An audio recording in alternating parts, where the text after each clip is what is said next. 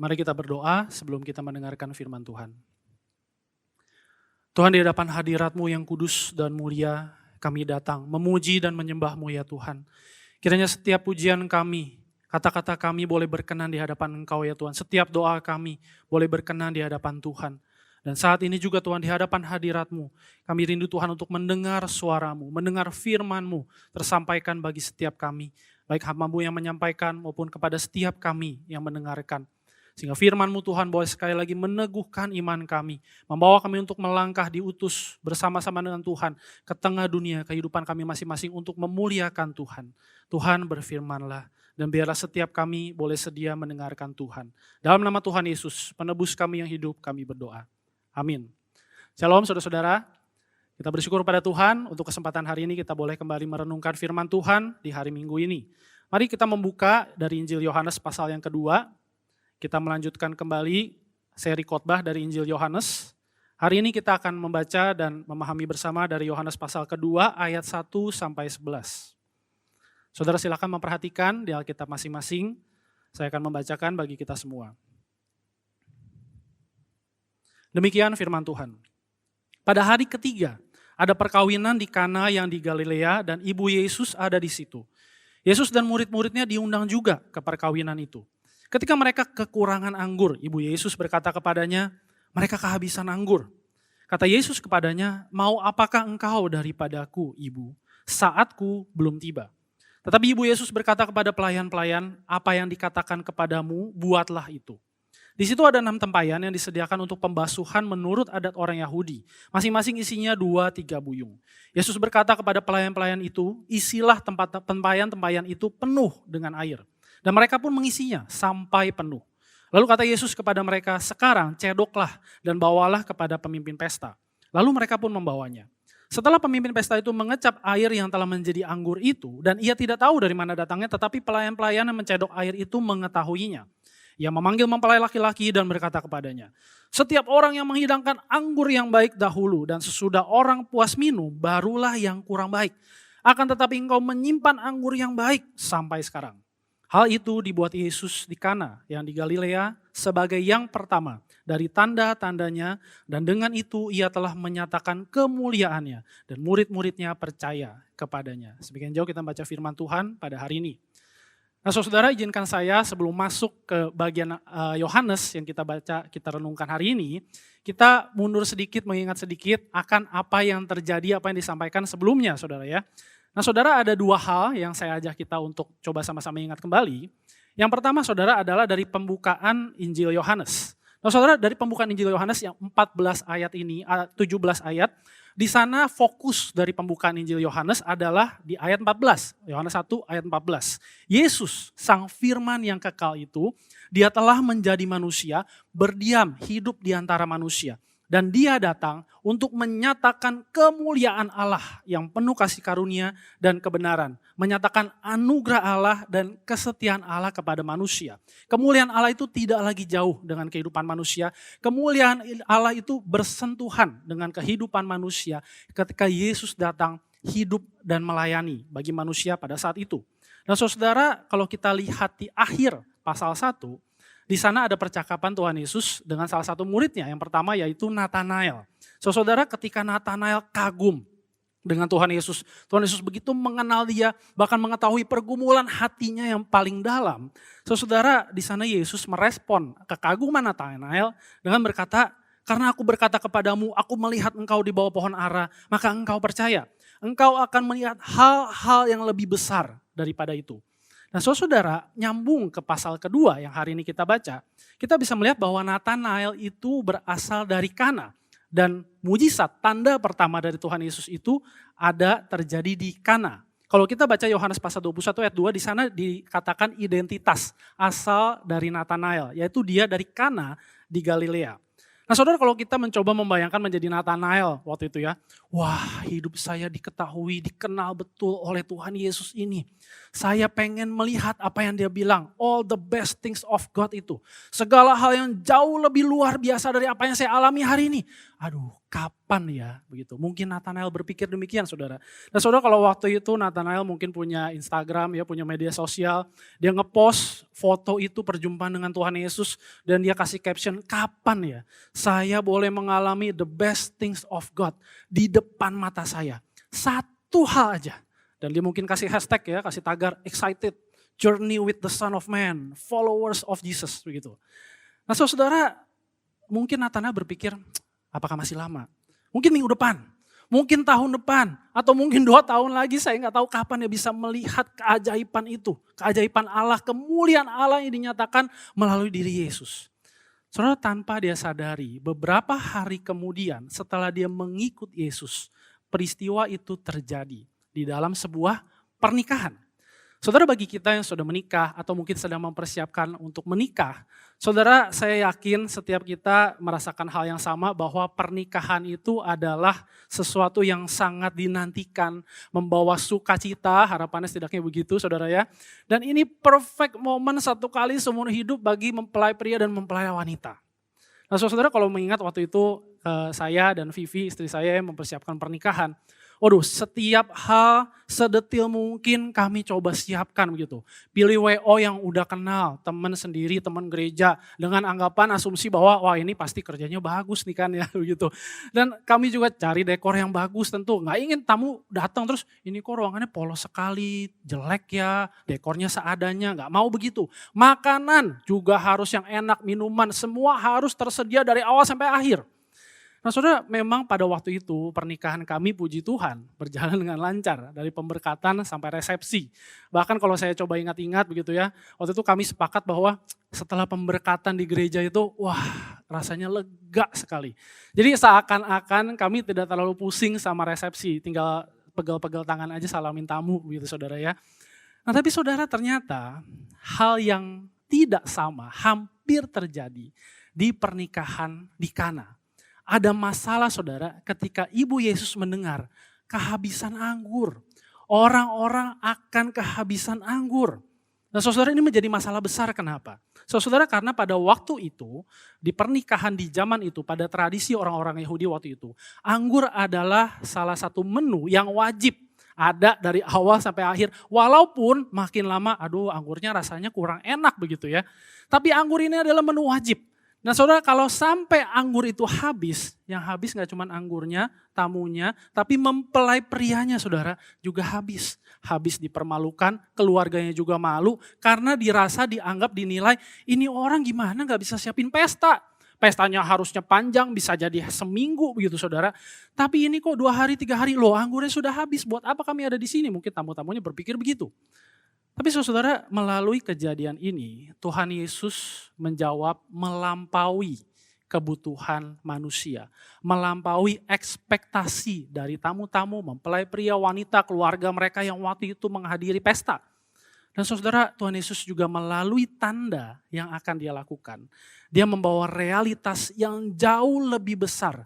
Melampaui apa yang bisa manusia alami secara fisik. Nah, saudara, mari kita lihat apa yang Tuhan Yesus lakukan. Saudara, ketika Ibu Yesus, Maria waktu itu mengatakan mereka kehabisan anggur. Saudara, jawaban Tuhan Yesus itu sebenarnya sangat menarik ya, sangat mengganggu hati kita ketika membacanya mungkin. Saudara, Tuhan Yesus bilang, Ibu, mau apa engkau dariku? Atau dengan kata lain juga bisa diartikan, Ibu, apa urusannya hal ini dengan hidupku? Dikatakan berikutnya, waktuku, kata Tuhan Yesus, belum tiba. Saudara, ketika Injil Yohanes mencatat kata waktu atau hour, di sana menunjuk bukan sekedar waktu kronologi atau waktu terjadi saat itu peristiwa kehabisan anggur begitu ya. Tapi waktu ini menunjuk kepada peristiwa yang jauh lebih besar, yaitu kemuliaan Allah yang mencapai klimaksnya pada kematian dan kebangkitan Tuhan Yesus. Dan kalau memang kita baca Yohanes 2 ayat 1-11, maka kita tidak akan menemukan Tuhan Yesus endingnya, end up-nya dengan disalib dan kemudian bangkit. Tapi saudara, jawaban Tuhan Yesus menunjukkan bahwa apa yang akan dia lakukan tidak bergantung kepada kebutuhan manusia. Tidak bergantung kepada bagaimana manusia akhirnya bisa disenangkan. Tapi bagaimana tentang waktunya dia. Tentang apa yang akan dia nyatakan tentang kemuliaan Allah melalui apa yang akan dia lakukan. Nah saudara, karena itu kita melihat walaupun tidak tertulis, Ibu Yesus menjawab dengan mempercayakan sepenuhnya kepada Yesus. Ketika dia bilang kepada pelayan-pelayan pesta waktu itu, apa yang diperintahkan kepada kalian, buatlah itu. Apa yang Yesus akan katakan kepada kalian, buatlah itu. Ibu Yesus percaya sepenuhnya pada tindakan Yesus, pada waktunya Yesus, dan pada tujuan Yesus untuk melakukan apa yang akan dia lakukan. Dan saudara, terjadilah peristiwa ini. Ketika Tuhan Yesus bilang, masukkan air itu ke dalam tempayan sampai penuh. Dan saudara-saudara, pelayan-pelayan mungkin bingung. Dibutuhkannya anggur kok. Kenapa yang dimasukin adalah air? Saudara, pada waktu itu, pada tradisi waktu itu, air dibutuhkan untuk mencuci tangan, untuk mencuci alat-alat makan di sebuah pesta, seperti pesta perkawinan itu. Dan saudara, kebiasaan ini, tradisi ini muncul dari kitab Imamat, kalau kita membaca salah satu referensinya. Imamat pasal 11, memang di sana dibicarakan mengenai peraturan binatang yang bersih atau tahir gitu ya, halal, dan yang tidak halal, tidak bersih atau najis. Tapi saudara, aturan ini seakan dikembangkan dengan begitu rupa, menjadi macam-macam aturan soal bersih dan tidak bersih, tahir, tidak tahir, halal, tidak halal begitu ya. Di semua aspek kehidupan orang-orang Yahudi waktu itu. Sebuah tatanan hidup yang lama, old order, yang mungkin tidak bisa diikuti juga oleh semua orang Yahudi pada waktu itu.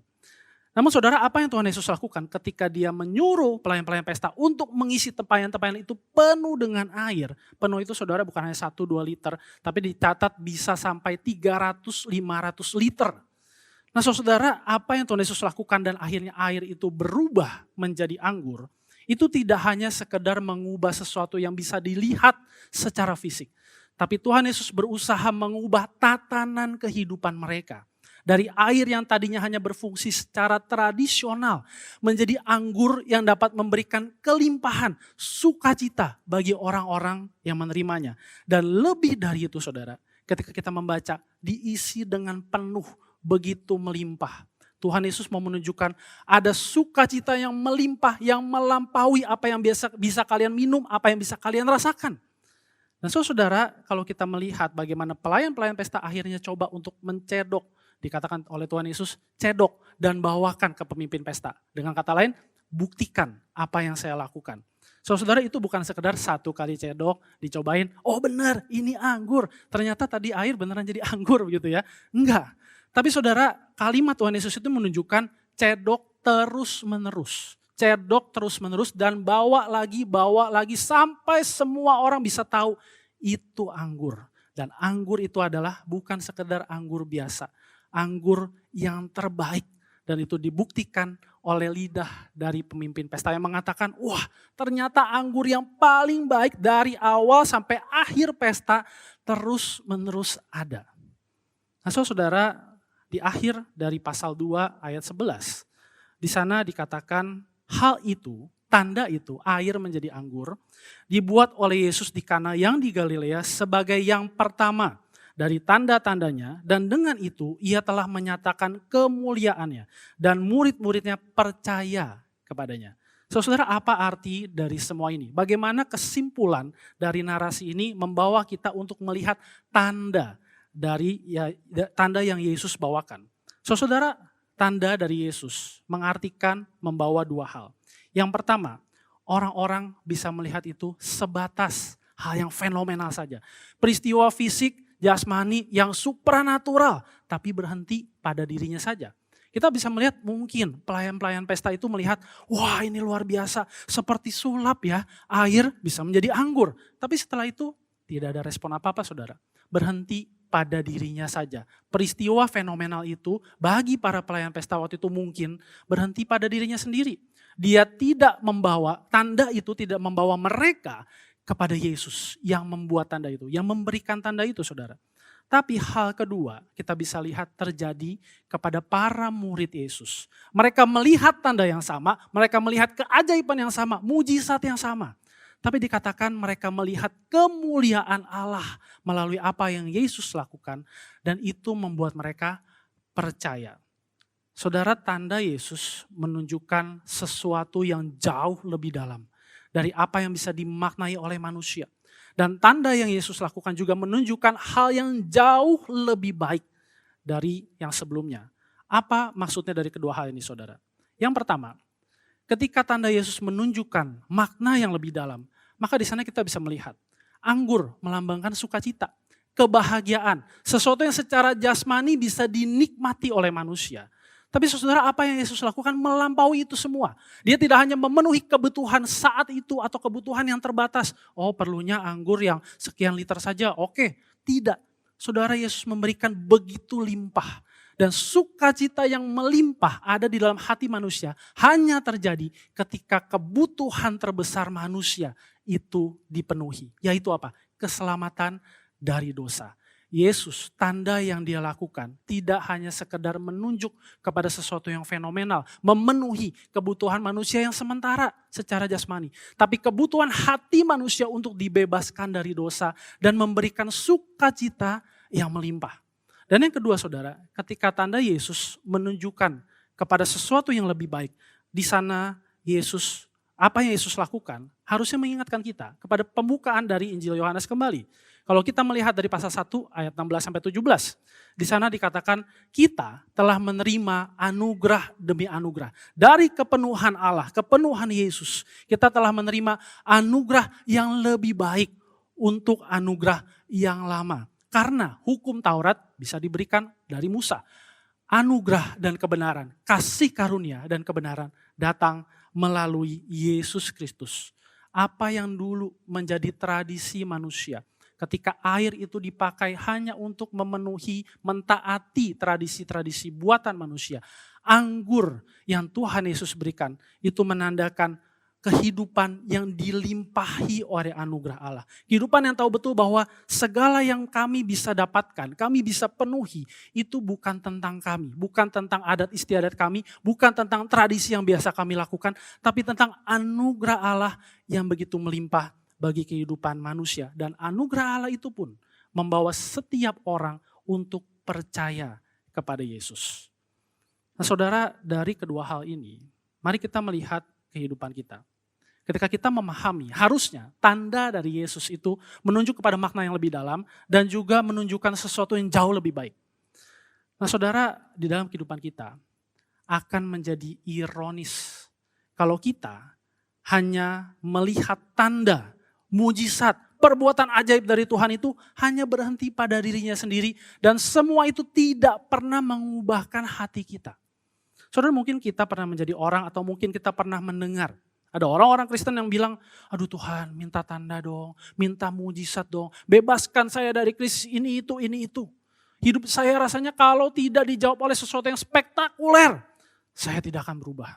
Tapi ketika hal itu pun datang, ketika Tuhan berikan tanda itu pun, mujizat itu pun, keberhasilan, kesuksesan dan lain-lain, itu tidak pernah mengubah hati kita. Seakan-akan kita tidak mau diintervensi dengan Tuhan. Cukup Tuhan hanya menjadi pesulap saja di dalam kehidupan kita. Tuhan boleh bikin mujizat apa aja, saya perlu nih sekarang. Tuhan boleh bikin tanda apa saja, saya perlu sekarang. Tapi ketika tanda itu sudah ada, hati kita tidak pernah berubah. Hati kita tetap keras, tidak pernah betul-betul menaruh percaya kepada Yesus. Sungguh sebuah kehidupan yang sangat ironis saudara. Dan hal yang ironi kedua adalah ketika kita sebagai orang percaya, kita hanya ketagihan dengan tanda-tanda dari Tuhan. Kita berbangga, oh ini dia yang mendefinisikan saya sebagai orang Kristen. Yaitu apa? Nih lihat, banyak tanda-tanda yang Tuhan lakukan dalam hidupku. Mungkin ada lagunya juga kan ya, mujizat-mujizat Tuhan menyertai setiap langkahku begitu. Apakah kita hanya berbangga dengan ini saja saudara? Kalau kita hanya berbangga dengan tanda-tanda spektakuler, maka hidup kita ironis sekali. Kita hanya mengumpulkan prestasi tentang Tuhan. Segala tanda, keajaiban, keberhasilan yang kita bisa dapatkan dan kita beri label, ini dia tanda saya sebagai orang Kristen yang percaya kepada Yesus. Tapi lagi-lagi hati kita tidak pernah percaya. Kita nggak pernah mau menaruh percaya pada Injil Yesus, kabar yang baik itu. Kita mungkin pernah berkata, Tuhan ubah dong hidup saya. Tuhan berikan dong tanda. Ubah, lakukan lagi itu air jadi anggur kepada kehidupan saya. Ubah segala masalah saya yang hambar ini menjadi seperti anggur yang penuh rasa dan sukacita. Tapi kita gak pernah berpikir, kita tidak pernah minta Tuhan ubah juga hati saya. Tuhan ubah karakter saya. Tuhan, biarlah saya boleh percaya sama Tuhan. Kita tidak pernah berharap itu. Kita tidak pernah mendoakan itu. Saudara, hidup seperti ini adalah hidup yang hanya membangun diri kita bagaikan teater. Untuk apa? Untuk kemuliaan kita sendiri. Untuk kebanggaan kita sendiri. Untuk prestasi, keberhasilan, kesuksesan yang bisa kita kumpulkan. Dan kita bilang ini yang Tuhan kerjakan dan ini hidup saya. Hebat kan hidup saya? Tidak pernah menunjukkan teater kemuliaan Tuhan. Tapi saudara, kita bersyukur. Kita patut bersyukur bahwa kisah ini tidak berhenti kepada kehidupan-kehidupan yang ironis. Saudara, ada kabar baik bagi kita yang mau sungguh-sungguh membuka hati kita. Jika kita sungguh membuka hati kita, mata rohani kita, agar Tuhan mengerjakan tandanya, Tuhan mengerjakan mujizatnya, Tuhan mengerjakan perbuatan-perbuatannya yang ajaib. Demi apa? Bukan demi prestasi kita, bukan demi kebanggaan kita, bukan demi status kita terus kita tumpuk tanda Tuhan. Nah, ini dia tanda saya sebagai orang Kristen. Tapi demi kemuliaan dia ditunjukkan, demi kehendak dia, tujuan dia digenapkan, demi dia menunjukkan kebaikannya. All the best things of God kepada kita. Maka saudara, yang kita dapatkan adalah keteguhan iman. Yang kita dapatkan adalah perubahan hati. Yang kita dapatkan adalah kepercayaan kepada Injilnya Tuhan. Dan ini saudara yang menjadi sukacita terbesar kita. Kebahagiaan terbesar kita. Dan itu tidak berhenti kepada kehidupan kita di dunia ini. Saudara, ketika kita membaca Wahyu pasal 19. Di sana dikatakan mari kita bersukacita, bersorak-sorai, memuliakan dia. Karena apa? Hari perkawinan anak domba telah tiba. Dan pengantinnya kita, gereja Tuhan, telah siap sedia. Berbahagialah mereka yang diundang ke perjamuan kawin anak domba. Kebahagiaan kita, sukacita kita karena telah menerima kabar baik itu dari Tuhan. Karena telah mengalami tanda-tanda yang membawa kita percaya kepada Yesus. Menaruh harap kepada Yesus. Itu tidak berhenti dari kehidupan yang sekarang. Di masa yang akan datang. Ketika Tuhan Yesus datang kembali. Kita akan menikmati kelimpahan sukacita itu. Kebahagiaan itu bersama-sama dengan dia. Karena dialah sang mempelai pria saudara. Sang anak domba. Yang bukan hanya menerima hadiah seperti para mempelai pria di dunia ini.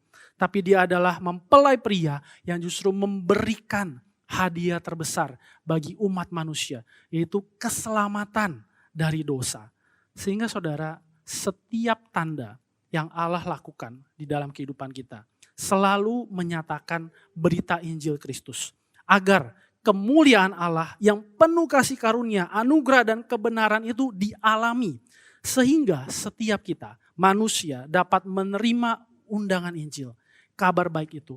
Dan menaruh percaya di dalam pribadi Yesus Kristus. Saudara, hari ini Injil mengundang kita. Bagi kita yang belum percaya, bagi kita yang sedang meragukan Tuhan. Bagi kita yang merasa hidup kita dipenuhi dengan kegelisahan, ketakutan akan kondisi hidup kita sekarang. Saudara, Injil Yesus mengundang kita. Bukan, ingat, bukan untuk menaruh percaya hanya kepada tanda-tanda yang Allah berikan. Tapi lebih dulu percaya kepada sang anak domba itu. Kepada Yesus pribadi yang tidak hanya mampu untuk memberikan tanda. Dia lebih dulu memberikan dirinya sendiri bagi kita. Untuk mengampuni dosa kita. Tanda-tanda yang Tuhan berikan, sukacita yang kita bisa alami, hanya langkah awal kepada sebuah hidup yang baru yang Tuhan berikan. Hidup yang dikasihi Tuhan, hidup yang diterima oleh Tuhan, hidup yang punya pengharapan di dalam Tuhan. Nah saudara, bagi kita yang sudah lama menjadi Kristen, kita yang mengaku percaya pada Yesus, Injil juga mengundang kita. Injil mengundang kita bukan untuk mengumpulkan, membanggakan tanda-tanda, mujizat-mujizat, perbuatan-perbuatan ajaib dari Tuhan. Tapi saudara, Injil mengundang kita untuk bertumbuh, untuk makin mengenal Kristus, untuk makin serupa dengan Dia melalui setiap tanda-tanda yang Dia berikan, melalui setiap pengalaman-pengalaman rohani yang Dia berikan. Dan saudara, itu tidak berhenti pada diri kita. Kita diutus ke tengah dunia untuk membagikan setiap pengalaman rohani itu. Bagaimana kabar baik itu ada bagi dunia. Karena saudara, dunia ini tidak hanya butuh tanda. Dunia ini butuh kabar baik dari Yesus yang sudah lebih dulu dikerjakan di dalam hidup kita. Dan kita diutus untuk membagikannya. Saudara, maukah kita merespon akan undangan Injil ini? Mari kita berdoa.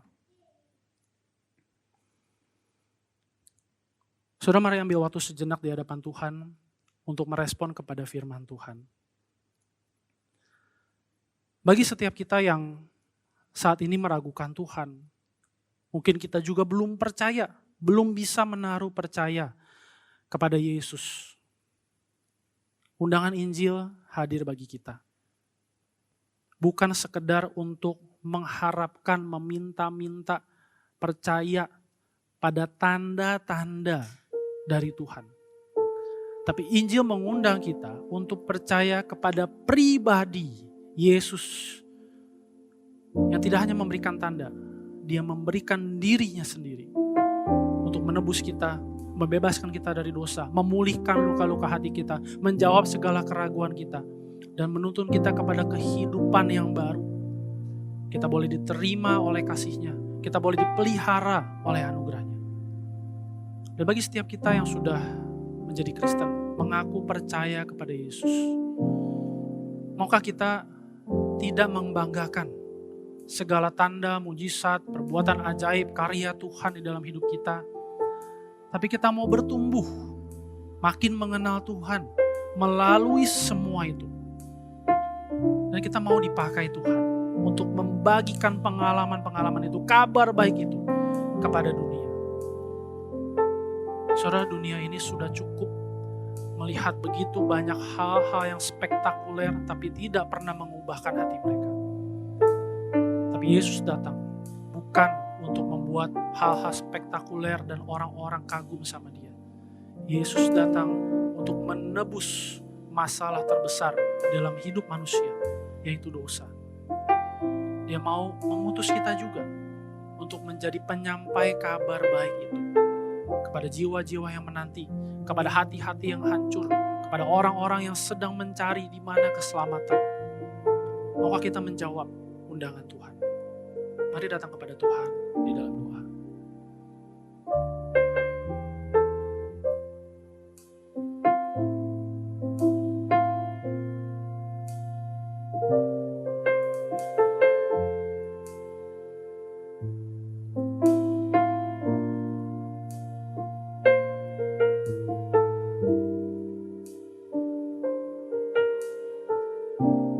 Tuhan, di sini kami, dan kami membuka hati kami lebar-lebar di hadapan Tuhan. Tuhan, lihatlah segala keraguan, ketakutan, kegelisahan hati kami, bahkan ketidakpercayaan kami kepada Tuhan. Lihatlah segala kebanggaan hati kami yang berusaha memberikan apapun untuk membuat hidup kami terlihat baik, terlihat berprestasi secara religius di mata dunia ini. Dan kami tidak mempedulikan Tuhan. Tuhan, ampuni kami. Tuhan, bawa hati kami kembali kepada Engkau. Bawa kami untuk melihat melampaui segala tanda-tanda yang bisa Tuhan buat dalam kehidupan kami. Untuk kami melihat kepada Engkau sendiri, Juru Selamat kami, Tuhan dan Raja atas kehidupan kami. Engkau yang memiliki hidup kami, Engkau menciptakan kami, dan Engkau yang menyelamatkan dan beranugerah bagi kami. Biar kami boleh melihat kepada Engkau, Tuhan. Dan bawa kami juga, utus kami Tuhan, di tengah kehidupan kami masing-masing, di tengah dunia ini. Ketika dunia ini begitu menantikan hal-hal yang ajaib terjadi kepada kehidupan mereka. Ketika mereka rindu dibebaskan dari krisis, ketika mereka takut menghadapi masa depan, ketika mereka takut untuk memilih di tengah kehidupan ini. Tuhan, utus kami kepada mereka untuk boleh menyampaikan kabar baik-Mu Tuhan, untuk boleh men-sharingkan bagaimana hati kami sudah diubahkan dan kami boleh menaruh percaya kepada Yesus yang sudah memberikan dirinya bagi setiap kami orang-orang berdosa. Tuhan, ubahkan hati kami. Tuhan, utus kami dan dengarlah doa kami. Dalam nama Tuhan Yesus kami berdoa.